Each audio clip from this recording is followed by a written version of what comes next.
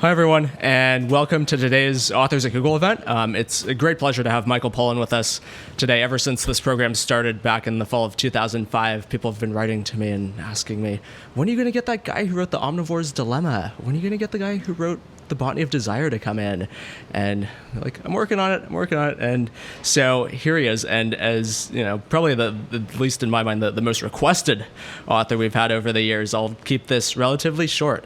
Michael is the Knight Professor of Science and Environmental Journalism at UC Berkeley's Graduate School of Journalism, and he is a contributing writer to the New York Times Magazine, where I'm sure most of you have encountered his work in the past, and where he most recently wrote about factory farms. He's the author of 5 books, including The Botany of Desire, The Omnivore's Dilemma, and most recently, In Defense of Food, which he'll be speaking about today.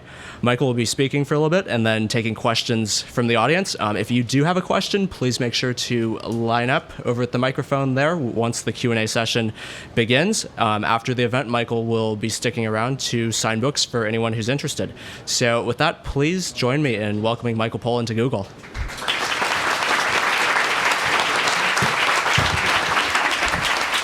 Thank you very much. Thank you, Rick. It's wonderful to be here. And thank you all for coming this afternoon.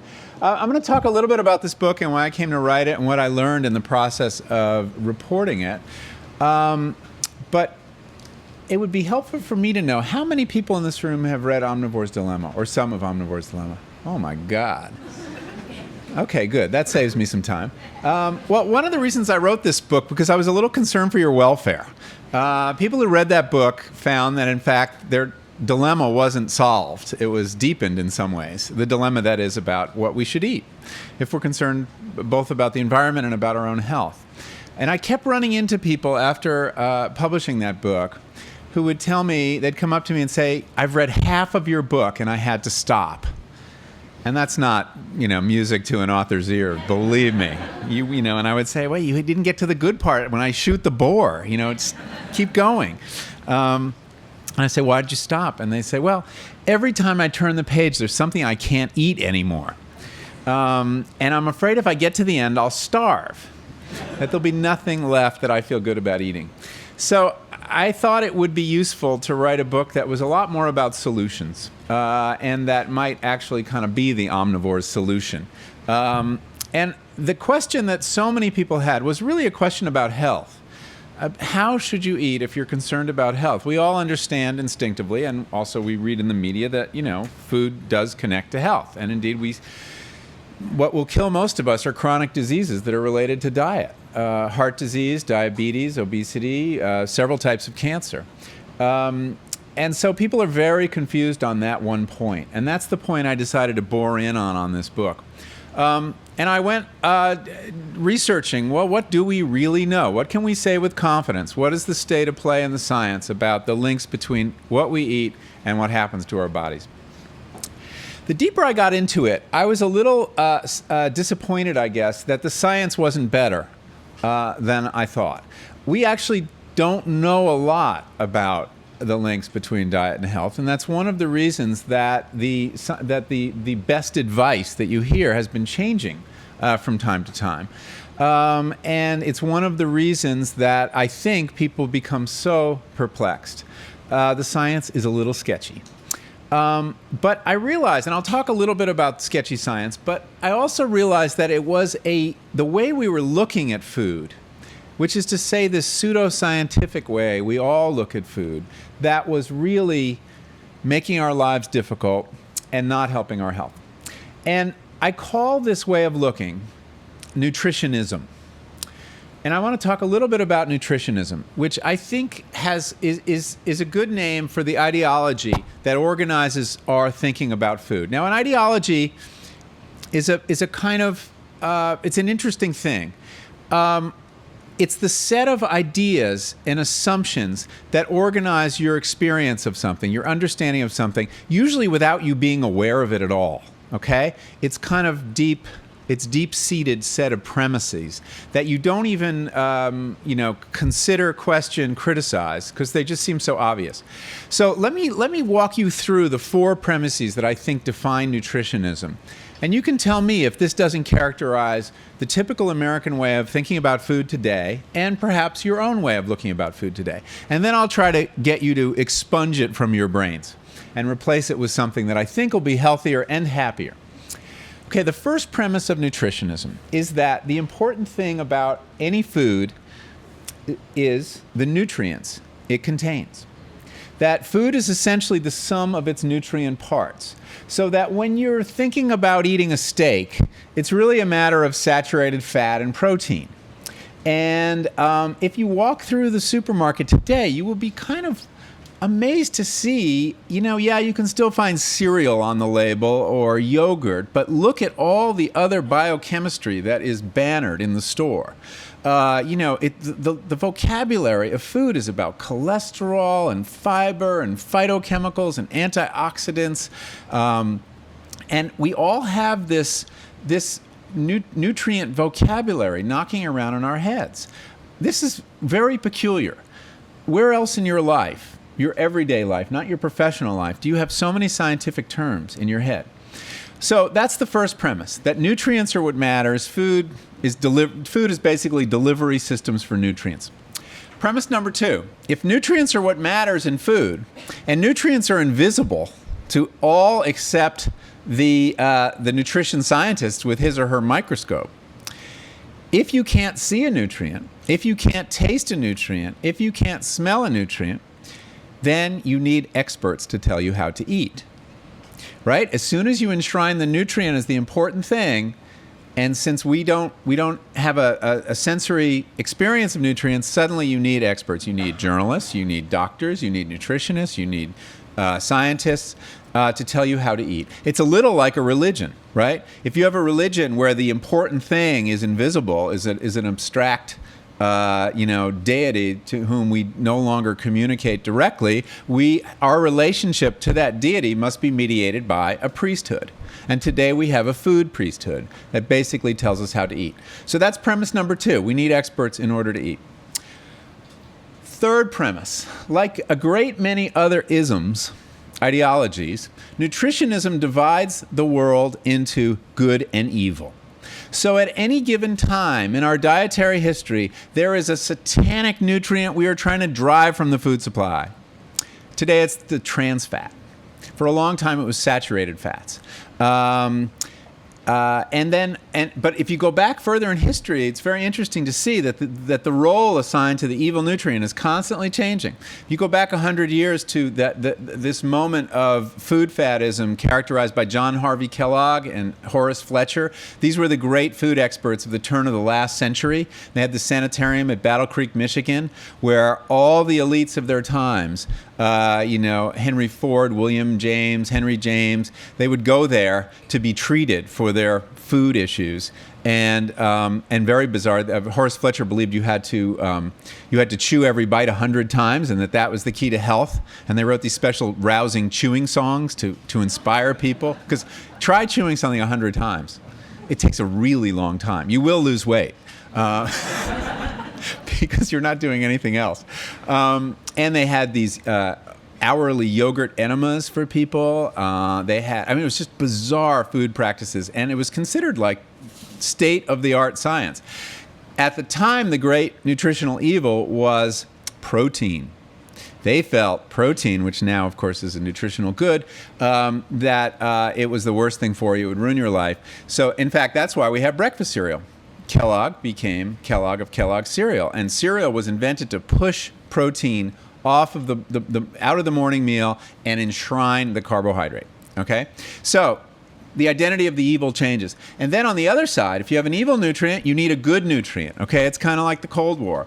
So there's a good nutrient, and the identity of that is always changing. What's the good nutrient today? Well, it's the omega-3 fatty acid, right? I mean, that is the blessed nutrient. You get enough of that, you're going to be happy, you're going to not have heart disease, you're going to live forever. And there are other good nutrients. Well, protein is kind of coming back. Carbohydrates are going out. They're kind of evil again. And fiber, of course, has had a nice long run as a blessed nutrient. So we've had, so this is how we divide the world. And if we get enough, the key to health is getting enough of the good nutrients and avoiding enough of the bad nutrients, and then everything will be fine. And it's kind of the zero-sum game. Fourth premise of nutritionism. Now, that may not seem controversial to you. Fourth premise of nutritionism, and perhaps this is the weirdest, but we take this for granted, that the whole point of eating is health. That it's what it's about. It's what's at stake when we eat. It's all about health. Now, this is a very American idea. It's not held by a lot of people elsewhere in the world. Historically, it hasn't been held by a lot of people. People have eaten for a great many other reasons besides an obsession with their health. They eat for pleasure. They eat for community, for family, what happens around the table. Very, very important reason to eat. They eat for ritual purposes. There's always been, religious reasons. We eat this, and it's part of our religious practice. They eat for to express their identity. Every food culture has a set of taboos. We're the people who don't eat this. We don't eat pork, or we don't eat meat. So identity is a very important reason to eat. All these other reasons for eating are equally legitimate to this single-minded obsession with health. And our obsession with health, our reduction of eating, this incredibly rich, interesting experience that engages us with the natural world, that engages us with other people, to narrow it down to this aperture of this obsession with health, it hasn't made us any healthier. This is what I call the American paradox. You've heard the French paradox, these people who eat all this supposedly lethal food, all this saturated fat and triple creme cheeses and foie gras and red wine. And lo and behold, they have less heart disease than we are. Than we do. They live longer than we are. They're skinnier than we are. And we scratch our heads. What's wrong here? What's wrong with this picture? Well, there is something called the American paradox, and that is a people who are very concerned about their nutritional health, whose nutritional health is lousy. That is a paradox. We are on our way to becoming a nation of orthorexics. Orthorexia is a relatively new eating disorder characterized by an unhealthy obsession with healthy eating. Now do you know people who have this? There are a great number of them. Doctors report they're showing up in their offices. Now, nutritionism, this way of looking at food, I could deal with it, even though it does ruin many, many otherwise perfectly good meals. I could deal with it if it worked. If this narrow, pseudoscientific way of looking at food made us healthier, prolonged our life, okay, we should accept it. But all the evidence points to the fact it has done no such thing. That for the period in which nutritionism has held sway in this country, which I date to the 70s, our nutritional health has gotten worse. I'll give you a couple examples. The first is that for nutritionism to work, the science on which it's based, this science of nutrients, would have to be really solid. Is it? Well, over and over again, we have found that reducing foods to their nutrient parts doesn't work. So that every time we think we've found the really important nutrient, the thing in the carrot that makes carrots a healthy food, because we do know that if you eat vegetables, you will be healthier. You will have some protection against cancer. You will live longer. If you eat people who eat a pound of vegetables a day live a lot longer than people who don't. So this is what we all know. So we look at the carrot and we want to figure out what is it about the carrot. Let's find the secret so we can just abstract the secret and skip the carrots. And for a long time, we thought it was beta-carotene. Very important antioxidant in the carrot. So we took the beta-carotene out of the carrot and we made supplements and we gave them to people and then we looked at what happened. Nothing happened. They didn't work. In fact, in certain populations of heavy drinkers, they got more cancer on these supplements than less. There is something going on in a carrot that is more complex than this nutrient that we've isolated. This reductive way of looking at a carrot isn't right. We don't know why. There are 49 other carotenes. Maybe it's those. Maybe it's a combination of carotenes. Maybe a carrot is a really complex system, not just a collection of nutrients. Maybe it's the fiber that you ingest with the beta-carotene that preserves the antioxidant as it passes through your gut. Nobody knows. The point is that the scientists have not yet plumbed the depths of the mystery of a carrot. We do not know what's going on deep in the soul of a carrot. On the other side of the food chain, in our bodies, okay, there are two ends to the food chain. Do we understand digestion? What happens when we break down complex foods into supposedly simple chemicals? No. We're starting to, but we haven't gotten there yet. Give you just one fact. You have as many neurons in your digestive tract as you have in your spinal column. What are they thinking? Why do you need brain cells in your stomach? This is not well understood at all. We'll figure it out eventually, but we haven't yet. So there's a fundamental mystery at both ends of the food chain, and to listen to a scientist, a nutrition scientist, some study telling you this is the key to health and long life. Get this nutrient, don't get that. You can't believe it yet. It simply isn't true. And there are a lot of reasons that I go into in the book as to why the science should not be true. Now, I'm not anti-science. I think we need to do this work. I think the scientists need to keep this vocabulary in their head. Reductive science is very powerful. You need to isolate variables in order to test them. But it's a young science, to be charitable. Nutrition science, in my view, is sort of where surgery was in the year 1650. Interesting, fascinating to watch, but do you really want them operating on you yet? I think I'll wait for the anesthetic. I think I'll wait for the antiseptic. So let them do this work. In the meantime, though, we can clear our minds of this vocabulary. People have eaten very well for thousands of years before they knew what an antioxidant was, and they can do it again. So if we cannot, the other important test of nutritionism I need to talk briefly about is, so I want to leave plenty of time for your questions. The great test case was the low-fat campaign that begins in the 1970s and is just now beginning to peter out because the science has discovered it actually was not very sound. The low-fat campaign, in a way, was to the ideology of nutritionism what the Soviet Union was to the ideology of Marxism. Okay? I know that's a rather large statement to make, and rather dismissive of the low-fat campaign, which has been the prevailing nutritionist wisdom of our age. But the low-fat campaign didn't work. You can look at when it begins, around 1980, and discover, gee, that's exactly when the obesity epidemic begins. How is it that we got so fat on this low-fat campaign? Well, there's a couple explanations. One is that maybe fat was not the great dietary evil we were told it was. And indeed, we are learning that fat is a very important nutrient, that they're good and bad fats. You can't demonize all fat, and that there are fats like omega-3 fatty acids that we need, and that 70% of our brain cells are fat. It is the equivalent of silicon in our brains, okay? I don't know if it does what silicon does, but it helps hold the cell. You know better than I. But it holds the cells up. It's the membrane. It's the permeable membrane, and you need fat to think. You need fat for visual acuity. You need fat. Fat's not evil. So one reason it didn't work is that we were wrong about fat, and we should have made distinctions. The other reason it didn't work, though, is that this nutritionism, this way of thinking about food, led people down a path of self-delusion, such that any product labeled no fat was blessed because it didn't have the evil nutrient. So you had something called the Snackwells phenomenon. Do people remember Snackwells? You still find them in the supermarket. Now they're kind of, crouched in the corner, but they used to have whole aisles to themselves. This brand of junk food, to be uncharitable, but snacks and cookies that had no fat in it. No fat.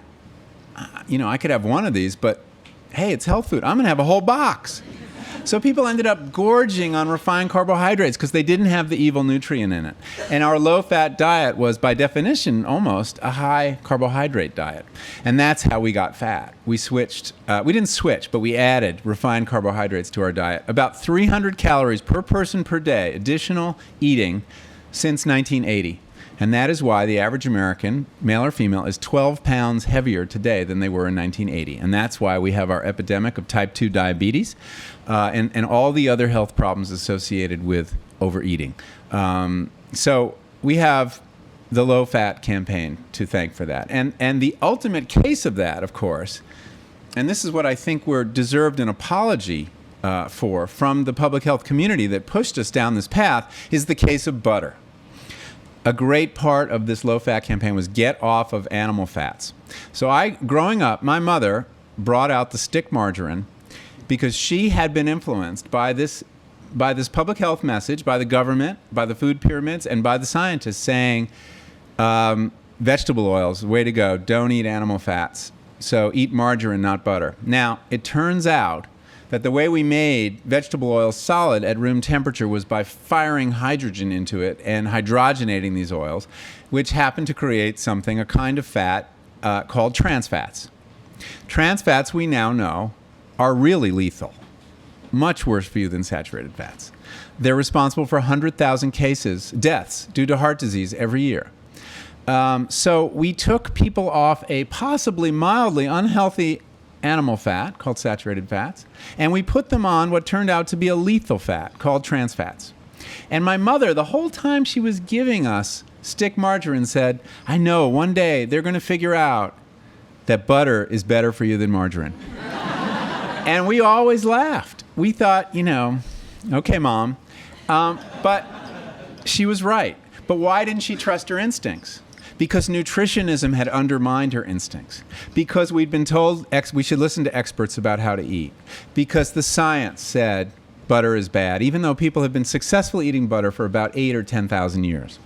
But there was something better and newer.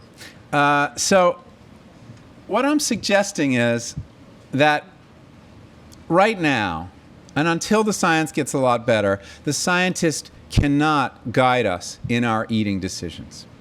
So the question then becomes, who can guide us in our eating decisions? It's not me. You don't want a journalist telling you how to eat either. So I went looking, though, for my own guidance, and I gave a lot of thought to, well, how have people navigated this question of being an omnivore, of all these different foods, some of which are really lethal, in the past? And of course, we have had guides before. Science is not our only guide to the natural world or to our biology. We also have this wonderful set of tools we call culture. And culture has been greatly undervalued in the era of science. But still, I believe, is a repository of terrific wisdom. Now, culture and food, let me take you back to a state of nature, countless eons ago. And to give you a sense of how culture helps you navigate a food decision. Way back when, your distant ancestors were in the state of nature. They are omnivores. They eat lots of different things. They don't have their eating decisions programmed by genes the way cows do. If it's grass, it's food. If it's not, I don't eat it. Or koala bears. If it's eucalyptus leaves, it's lunch. Otherwise, I don't know what it is. So they have this, they're hardwired, and it's really easy for them to eat. And they have really small brains as a result. Big stomachs, small brains. We go the other way. We have a rather small digestive system, but really big brains to help us, because you need a lot of cognitive equipment to sort out this very interesting, risky landscape. So you're in your band of fellow humans in the state of nature. Somebody bends down, picks up a mushroom, tastes it, keels over, and dies. The other humans say to themselves, we've got to remember this. We need some kind of mnemonic device. This mushroom is really bad for you. What can we do? Well, we have this thing called language. We're using it right now, and it's working. Why don't we give it a name, a really memorable name? Good idea. Let's call it the death cap. Who would eat a mushroom called the death cap? And so they named that mushroom the death cap. And for countless generations since then, people have stayed away from the death cap. People who knew the language stayed away from the death cap. So this is, in a proto form, this is how culture helps us. It helps us remember. We learn from the trial and error of our ancestors what to eat. And cultural wisdom is encoded in cuisines. The combinations of food, the fact that in Central America people eat beans with corn just so happens it gives you the exact combination of amino acids you need to have a complete protein.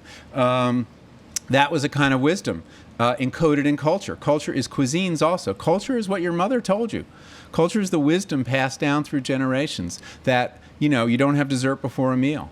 You have a big breakfast. You eat this with that, not with that. So this is, what we've had for a long time, and I think we can recover it. So the second part of this, the last part of this book, is really an attempt to offer some distilled cultural wisdom. Tradition in food is not just hoary old conventions, okay? It's the wisdom of the tribe. And so what I tried to do is develop some of that. My advice for eating comes down to 7 words I give away on the cover of this book. Eat food, not too much, mostly plants. It was a little alarming when I realized I could boil down everything I'd learned in 2 years to 7 words, and I was a little afraid to tell my publisher, it's going to be a really short book. But as it turned out, it's a little complicated to figure out, well, what is food? How do you distinguish food from the edible food-like substances that increasingly are filling the grocery store? And I spent 14 pages defining food. This is something that did not need to be done 100 years ago. But the fact is, so I have a set of rules in this book that should help you when you go to the supermarket or you're at a restaurant to distinguish the food from the edible food-like substances. So, for example, one of my rules is, and this is very much rooted in culture, don't eat anything your great-grandmother wouldn't recognize as food.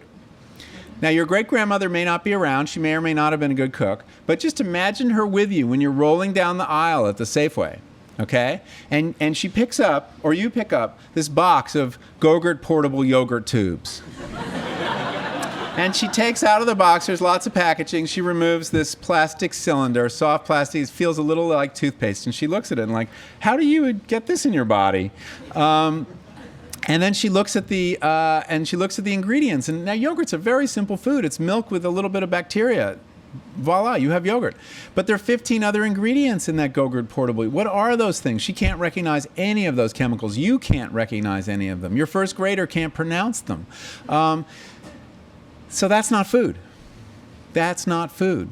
Same goes, when she picks up that Honey Nut Cheerio cereal bar with the layer of synthetic milk, so you don't have to pour milk on it. You just can eat it in the car. She doesn't recognize that. Milk doesn't come in solid form unless it's cheese. So that's one rule. And there's a series of other rules that are equally, dumb, but they're really algorithms to help you. And if you run these algorithms, you will find yourself gravitating more toward food and away from edible food-like substances. Another very simple one is shop the perimeter of the grocery store and stay out of the middle. The perimeter happens to be where all the food that has been least fiddled with in the last 100 years still resides. I'm talking about fresh fruits and produce, meat, fish, dairy products. Now, there is the yogurt. The Go-Gurt is in there, but a couple have snuck in. But by and large, that is the real food. And the other stuff is in the middle, the stuff that's been heavily processed. The reason for that makes good sense. The stuff along the edge is perishable. It does what all food should do, which is to say, rot eventually. And so it needs to be replenished a lot, and so you want to be near the walls and the doors and the truck, the loading dock and all that kind of stuff. The stuff in the middle lasts forever. I have a Twinkie on my shelf in my office that I bought as a prop for a talk 2 years ago. And while I'm there on the phone, just kind of listening to someone talk, every now and then I'll reach over and give it a squeeze. And it's as soft as the day I bought it 2 years ago. Now, why is that? Well, what is rot? Rot is the other creatures we share this planet with, the molds, the bacteria, the insects, the rodents, taking an interest in our food and going after it, making a play for it. The molds are not interested in that Twinkie.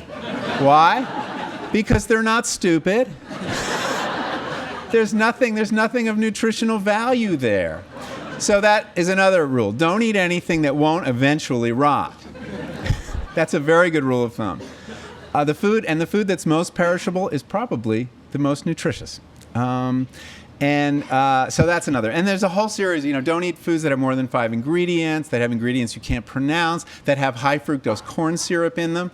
Not because high fructose corn syrup is necessarily any worse for you than sugar, but because it's a marker of a highly processed food. And because, I mean, do you know any chefs or home cooks who cook with high fructose corn syrup? It's strictly a tool of the food scientist at, General Mills or somewhere like that. So avoid that if you can. And best of all, get out of the supermarket. If you shop at the farmer's market, that's all food. Your great-grandmother will recognize everything at the farmer's market. I mean, there may be some cultural differences that she may not recognize certain fruits or vegetables, but basically, that's all food. You can't go wrong there. You can't go wrong joining a CSA, subscribing to a farm, and getting a box of produce every week. And it's, it really does come down to eating real food. And also, though, I learned that it's not just the content of our diets that's important. It is also the form. It is the manners with which we surround our eating. And that gets to the next point, not too much. It's not enough to tell people, eat less. Nobody really understands that. What's less? What's more? But what I did was look at how other cultures navigate abundance, because we're not the first people in history to have to deal with the fact that maybe there's too much food around and it's all very tempting. And cultures have very interesting rules for this to make sure that people don't eat too much. One is small portions. Part of the French paradox, which, could be about the nutrients, but it could also be that they have small plates. If you go to Paris and look at the size of the plates, they're really small. The French, have a real taboo on snacking. Eating in the car, they think is disgusting. We eat a fifth of our food in the car today. So there are manners that surround food that are almost as important as what we eat. Another rule of abundance in Okinawa, they have a saying called hara hachibu. I'm sure I'm mangling the pronunciation. Basically, it means eat until you're 80% full. What a weird idea. I mean, how would you know it's 80% unless you went all the way and doubled back again? But so you do that once and see. But the very idea of stopping before you're completely stuffed is downright un-American. If you ask Americans, and psychologists have done this, how do you know when it's time to stop eating? They'll tell you, well, when the plate's empty, when the bag's empty, when the TV show is over. I mean, it's always some external visual cue that we use to regulate our appetite, which leaves us vulnerable to whoever's designing the portion size, whoever's advertising the food on TV, whatever, other people are, rather than listening to these signals we're getting from our bodies. And part of the problem with Americans is we eat so fast, and we are the fastest eaters on the planet just about, that there's no time. It takes 20 minutes for those brain cells in the gut to tell the brain cells up here, you're full, stop. And if you finish your meal in 10 minutes, that feedback mechanism isn't happening. So one of the other tips is eat slowly. And don't eat alone. If you can, eat with other people. When we eat socially, we tend to slow down and we have time to get those visual signals. So I have a whole lot of, kind of rules of thumb, algorithms for eating in a way that will help you to eat less without even being aware of it. I also advise, don't get your fuel where your car does. Don't buy food at the gas station. That's all, right, edible food-like substances, except maybe for the milk. Gas stations have become processed corn stations. There's high fructose corn syrup inside for you, and there's ethanol outside for your car. Get off you don't want to be on the same food chain as your car. So I've got, a whole bunch of those rules. And the basic idea, though, is to take back control over our eating from the corporations we have allowed to cook for us. Because that's really what's happened in the last 50 years. 50% of our food dollars go to food prepared outside the home. In the interest of convenience, in the interest of the seductions of food science, we are letting large corporations cook food for us. And we have learned, and we see it reflected in the state of our public health, that they don't cook very well. And by the way, your food service is an exception to this rule. I had a very nice lunch and a truly memorable cookie. But we need to start cooking again. And that's a very radical idea. Cooking and gardening have become subversive acts in this culture, right? We outsource those things to other people. I'm suggesting that we've given up a lot by doing that, and that we need to rediscover cooking, because if you're going to shop the periphery of the store, if you're going to shop at the farmer's market, none of this stuff is microwavable. You're going to have to do something with it. You're going to have to cook it. It's not really hard, and it doesn't really take as long as you think. I think we've been kind of bamboozled into thinking cooking is really complex and heroic, and you have to be an artist, because we watch these heroic chefs. And it's daunting. And, you know, we say we don't have time, but we do have time to watch cooking shows. So even if we took that time, and we've also, you know, you will hear people say, I don't have time to cook, but it really pays to think, well, is that really true? I mean, we have found as a culture, all of us, you know, have found 2 hours a day for the internet in the last 10 years or 7 years. Where did we get those 2 hours? Well, some of them, you know, some of us are stealing it from our employers. That seems clear. And you guys probably know the exact numbers of how many people are doing that at work. But we took it a little bit from television, and we took it from the family meal, and we took it from cooking. And I'm saying we should give back some of it to cooking, that it's too important, and meals are too important to outsource it. Corporations will always cook with lots of salt, sugar, and fat. Why? Because we're hardwired to like those tastes. And for good reasons. In the state of nature, they're hard to find and really important and full of energy. But now they're really cheap in our economy. And it's the easiest way for a food manufacturer to seduce us. And so they load it up. And the fact is, those nutrients are making us very sick. So you want to, you know, salt your own food, sweeten your own food, fatten your own food, and you'll do a much better job of it, even if you don't know how to cook. So it really is about taking back control. And the beauty of it is we have choices today that didn't exist 30 or 40 years ago. We are not dependent on the manufacturers. We're not dependent on the Safeway. We have beautiful farmers markets. We have CSAs. We have, you know, there is this movement rising today of alternative food, local food. It's vibrant. It's the fastest growing corner of the food economy. So that this book, where I really do suggest people get out of the supermarket, focus on where their food comes from, buy well-grown food, you know, grown by good farmers, because we know that food is more nutritious now. We've proven it. This would have been the manifesto of a complete crackpot 40 years ago. You would have had to be one of those health nuts who goes back to the land, grows their own food, goes off the grid.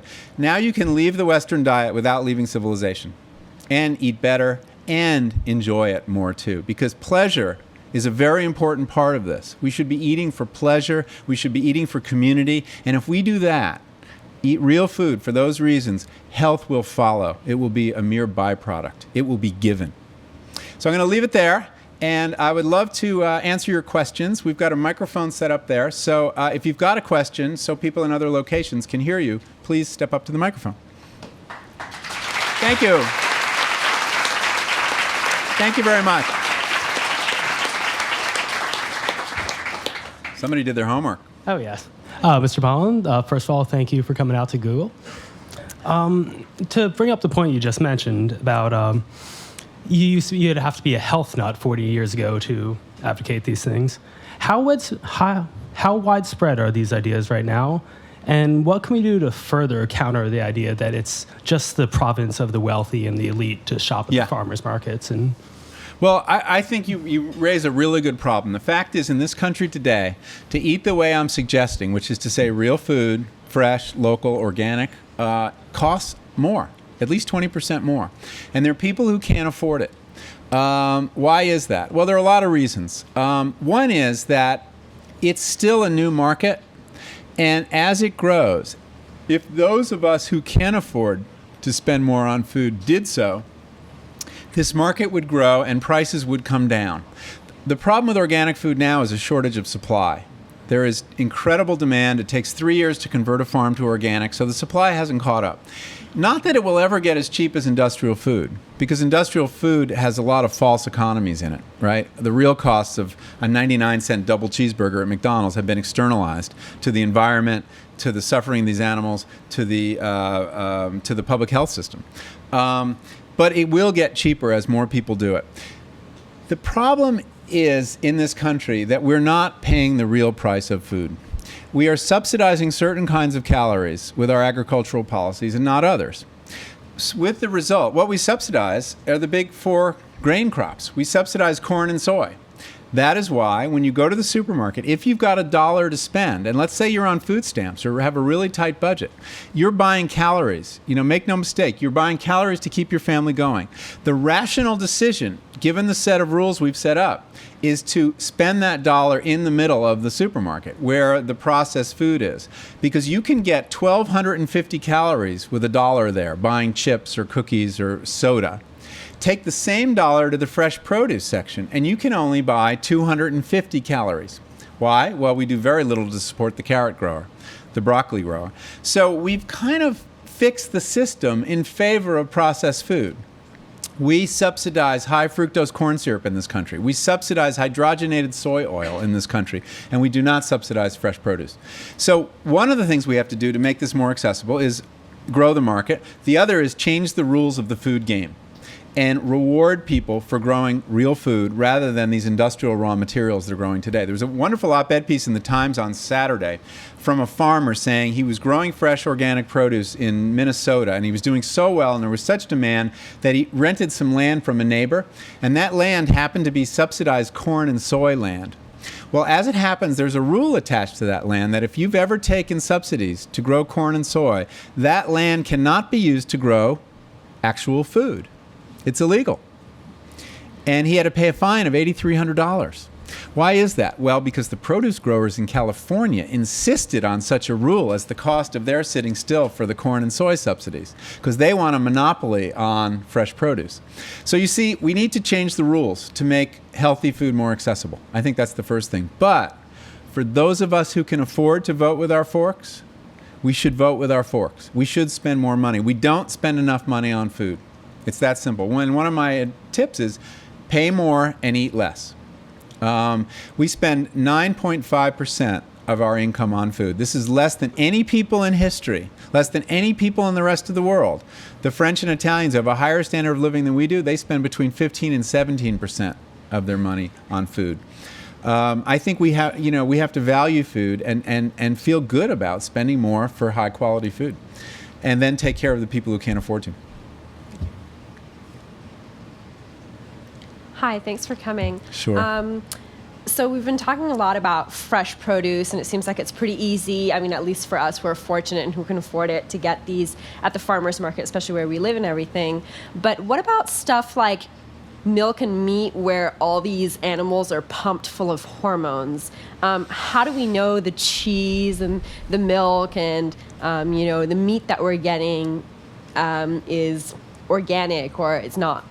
Yeah, well, animal protein is tricky. When you're buying, if you're buying milk and you buy organic milk or RGBH-free milk, you'll know that those cows have not been shot up with growth hormone, and that is a good thing. We have too many hormones, too much estrogen in our environment. We're getting it from plastics, we're getting it from the food, and it's one of the reasons why girls are going through puberty about 2 years earlier than they did just a few years ago. So it's very important to reduce our hormone consumption. Also, in beef, industrial feedlot meat traditionally is those animals receive hormones as well. Organic ones do not. But I don't think organic is the last word in how to grow meat well, how to raise animals. The organic standards on animals, yes, it removes the drugs, which is great. It means that they're getting organic grain, but really, the cows, the cattle, they shouldn't be on a feedlot. There are organic feedlots. They should be out grazing on grass. It's very good for their health, and it's incredibly good for the health of the animal protein they produce, whether it's milk or meat. So I look for grass-fed meat, and I look for organic milk from cows that are pastured. And some brands have it. And take a look on the label, whether they make a point of, we keep our animals on grass whenever the grass is green. Some brands do, and some brands don't. So watch that. Read those labels carefully, and see if you can find. And around here, we can find people producing grass-fed beef. It's a really good product. Or pastured eggs that actually get outside and eat grass. You'll find them in the farmer's market, and it might cost $6 a dozen. And you go, oh, this is outrageous. But it's, 2 eggs look alike, but that's a completely different food. And when you taste it, you'll know.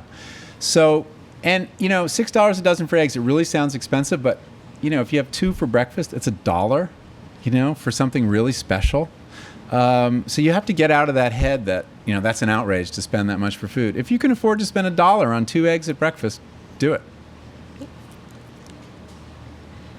First of all, I want to thank you for being here. I'm really thrilled to see you. I have one question. You mentioned at the very end about the revolution of eating locally.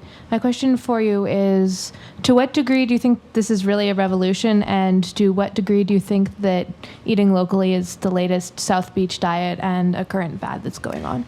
Yeah, well, time will tell. But there is something going on, I think, that's very deep in the culture now around food. We have had a series of wake-up calls. We had one last week. 143 million pounds of hamburger that had been fed to our children in school lunch programs was recalled because of a piece of video produced by the Humane Association. Did anyone see this video of these animals being tormented on their way to slaughter? Downer cows entered the, which is to say, animals too sick to stand up, entered the food supply. We had mad cow disease a few years ago. We had the E. coli in the spinach last year. We've had lots of E. coli outbreaks in meat. The cumulative effect of all these food safety stories has been to peel back the curtain on the way our food is being produced. And our response to that has been, by and large, revulsion. And we seek, every time, you will see, the growth in the organic and pastured meat will take off, this month. And yes, some people go back to their old way of eating, but a certain number never do. And so we've seen as we learn more about the industrial food chain, the kinds of abuses that I described and methods in Omnivore's Dilemma, people look for an alternative. These markets are very strong and they're growing really fast. For some people it'll be a fad and they'll go back to McDonald's. There are people who saw Super Size Me and they vowed never to go back to McDonald's, and some of them I'm sure are back, but some of them are not.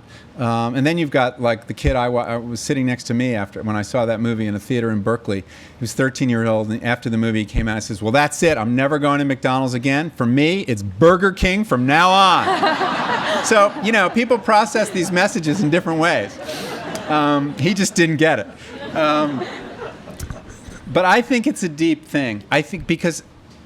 And the other reason is, you're all fairly young and you're not thinking about chronic disease very much. But when you have children, when you see your children struggling, or their friends struggling with weight, struggling with type 2 diabetes, which we used to call adult onset diabetes, and we can no longer call it that because now it occurs in young children. 1 in 3 Americans born in the year 2000, according to the CDC, will suffer from type 2 diabetes. This will take 7 years off their life, cost $14,000 a year in healthcare costs to maintain, and will give their chances of heart disease, will raise that to 80%. Okay? 1 in 3 American children. So this is a public health crisis, and the solution to it, well, there are two. We're at a fork in the road. We can go down the road we're on, which is to say normalizing obesity and diabetes, making the seats in the airplanes bigger, putting dialysis centers on the street corners in our inner cities next to the check cashing shops, becoming the Lipitor nation. That's where we're going, and make a lot of money off of diabetes, by the way. It's a great business, and we have lifestyle magazines called Diabetic Living now. Or we can just change the way we eat. That choice to change the way we eat is so much more practical from a financial point of view, so much more beautiful from an aesthetic point of view, so much more pleasurable, that I think what we're seeing now is people making that choice. Some people, still a small number, but it is growing. We're seeing people going back to become farmers. Young people have decided they want to farm. First time the population of farmers in this country has ticked upward. So I think it's deep. We see it in the fight over school lunch. We see it in the fight to protect animals from abuse.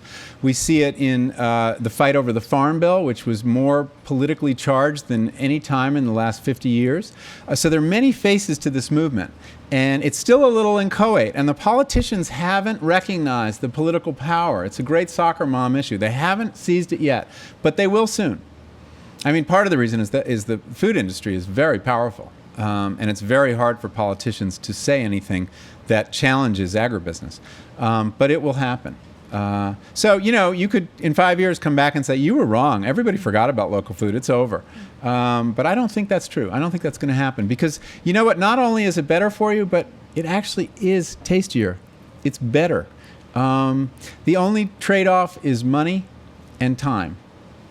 But how often are we willing to spend money and time for something that gives us so much pleasure? So I think it's here to stay. And I also think, by the way, you guys have a role to play. I mean, one of the real challenges I keep running into are people saying, I really want to eat this way, but how do I find the farmers in my area? Farmers are terrible marketers. And they're really busy. They work 14 hours a day, 16 hours a day.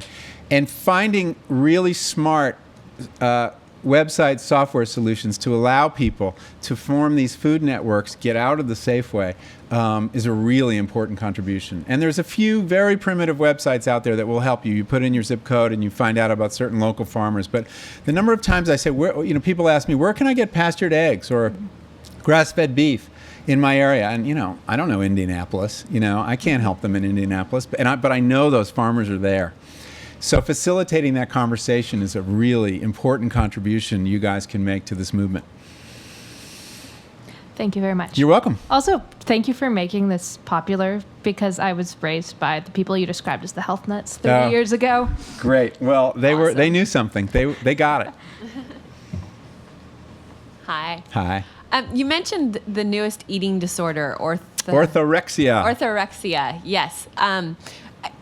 At times, I feel slightly orthorexic, I guess, because but the times when I feel that the most is when I'm in a social situation with food, and I'm at a friend's house, and they offer me something that I know has high fructose corn syrup in it, and I'm really like anti the ingredient, not so much the nutrient. Do you ever find yourself in those situations? Do you have any advice for those of us who want to stay away from unnatural foods, but also want to, keep our friends? Yeah, no, it's funny. People are very intimidated to cook for me, I find. Since I started publishing these books, I don't get invited to dinner nearly as much as I used to. And, but I'm a really polite guest. I eat what's put in front of me. I mean, I think social values are very important. And so I don't make a big fuss if they put the high fructose corn syrup in front of me. It's funny, I was at an event in Portland 2 weeks ago, and there was a lineup of people asking questions, and this little girl, this 8-year-old girl, comes up to the microphone, and she says, "Can I eat candy?" And my answer was, yes. Sometimes, special occasions. We have always had, through history, special occasion food. There have been times where we eat a lot. There have been times where we eat things we don't eat normally. One of our problems has been that special occasion, or banquet food, as it's known in some cultures, has been made daily food. And actually, one of the rules that I don't have in this book that I've thought of since that I would add is, eat all the junk food you want as long as you prepare it yourself. So if you think of something like French fries, which we really shouldn't eat that much of, if you said, all right, I'm going to have French fries, but only when I cook it, or cook it for my friends, or fried chicken, another great example, it's so much trouble. If you were going to buy the potatoes, wash the potatoes, peel the potatoes, slice the potatoes, fry the potatoes, figure out what to do with the oil, clean up the kitchen, which is going to be a mess, you're only going to make French fries once a month, which is probably about as often as you should eat French fries. But the industry allows us to have those special occasion foods every day. And I think that's part of the problem. So I guess my advice would be, when you're in those kind of situations, it's a weekend night and you're at someone's house for dinner, don't worry about it. Don't make yourself crazy. I'll try. Thank you. I sometimes suspect that Google is lying when it says that our mission is organizing the world's information, that it's really this gigantic food experiment, that you take highly educated people, put them in this workplace. We have more than 15 different cafes here at the Mountain View Google campus, different styles of food. They've experimented with different ways of labeling it. I haven't been able to prove it, but I think the fancy toilets in the bathroom and our required badges have something to do with this experiment.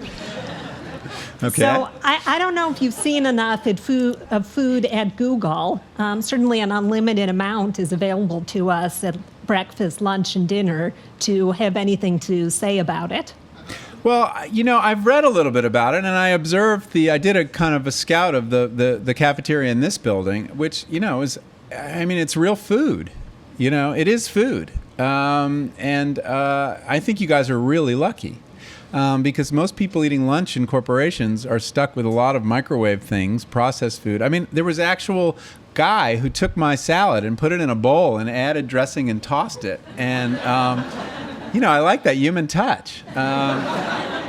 Most food services, the chef has been removed and replaced by machines. It's usually processed off-site and brought on. So I think that, what's happening here is very exciting. And I gather that at least some of the cafes make a real effort to source locally. And I think that's really important. The buying power of institutions. I mean, this is the real tipping point in this food movement. Will be when the schools, when the universities, when the corporations start sourcing with an eye toward local, organic, whatever they decide is important, but putting values besides value, cheapness, at the heart of that. That's where the real buying power that will change the whole food economy will go. That's when Cisco changes. That's when Aramark changes. All these companies that usually cater, big companies like this. And so pressure from workers is very important. As quality of life becomes an important thing when you're trying to hire people in a competitive labor market, the quality of the food service will matter. It already matters on college campuses. Berkeley College at Yale, the one that Alice Waters had a hand in, changing their food service, she made it all organic and local. And yes, it cost more, and she had to raise money to help pay for it. But suddenly, students at other colleges were forging IDs to get into Berkeley College. It became a very desirable college to be at. So if the food is done well, and it's not just the sourcing, obviously, it has to be cooked with care too, it will become a real selling point for corporations, for schools. And Stanford is actually doing some really good work too. I mean, you can get a really good grass-fed hamburger at Stanford's food service right now. That's a big step, because that grass-fed meat costs a lot more, but it's just far superior from any measure, environmental or health. So I think it's a very positive thing that's going on here around food, and I was very heartened to see it. Thank you. You're welcome. Hi. My Hi. question has to do with water, because I drink a lot of this stuff, and I've always sort of thought maybe it's not really natural to drink actual electrolyte-infused water. So what's your take Well, what on about water vitamin when you water or consume- protein vitamin water? water or protein water? But my question is more specific to smart water, but just sort of liquids and beverages in general. I mean, look, bottled water is, environmentally, it's not a good thing. I mean, importing water from Fiji, we're doing that. I mean, we're drinking water from, halfway around the world. One of the problems is when you start privatizing water like this, that support and political care for municipal water supplies goes down.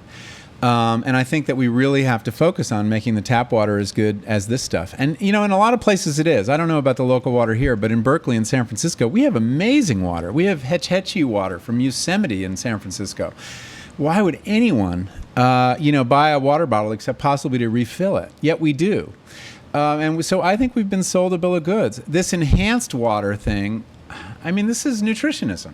That if you put some protein or vitamins in it, that's not where you should get your vitamins. So I think it's kind of a joke. I mean, the positive thing is, look, there is an economic imperative at work, which is to say, the food industry, the way the food industry works, it's very hard to make money selling simple things. You can't sell rolled oats and make very much money. It's 79 cents a pound in the store. But you can make some money selling Cheerios. And you can make even more money selling those Honey Nut Cheerio cereal bars with the synthetic milk.